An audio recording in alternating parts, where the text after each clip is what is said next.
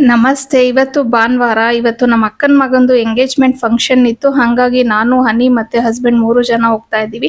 ಇನ್ನ ಪಾವನಿ ಬರ್ತಾ ಇಲ್ಲ. ಪಾವನಿಗೆ ಡ್ಯಾನ್ಸ್ ಕ್ಲಾಸಲ್ಲಿ ಸ್ವಲ್ಪ ಎಕ್ಸ್‌ಟ್ರಾ ಕ್ಲಾಸ್ ಏನೋ ಇದೆಯಂತೆ. ಹಾಗಾಗಿ ಈಗ ಪಾವನಿ ಕ್ಲಾಸಿಂದ ರಿಟರ್ನ್ ಆಗೋ ಅಷ್ಟೊತ್ತಿಗೆ ನಾವು ಫಂಕ್ಷನ್‌ಗೆ ಹೋಗಿ ಬರ್ಬೇಕಾಗತ್ತೆ. ಸೊ ನಾವು 3 ಜನನೇ ಹೊರಟಿದ್ದೀವಿ.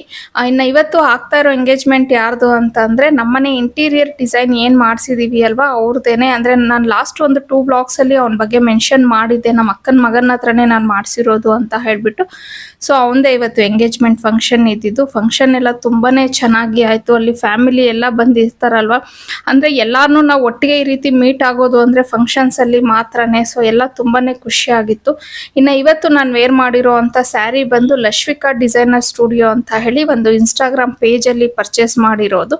ಜಾರ್ಜೆಟ್ ಮೆಟೀರಿಯಲ್ ತುಂಬಾನೇ ಸಾಫ್ಟ್ ಆಗಿ ಚೆನ್ನಾಗಿದೆ. ಇನ್ನ ಇವ್ರ ಪೇಜ್ ಡೀಟೇಲ್ಸ್ನೆಲ್ಲ ನಾನು ಡಿಸ್ಕ್ರಿಪ್ಷನ್ ಅಲ್ಲಿ ಮೆನ್ಷನ್ ಮಾಡಿರ್ತೀನಿ. ನಿಮ್ಗೆ ಇಂಟ್ರೆಸ್ಟ್ ಇದ್ರೆ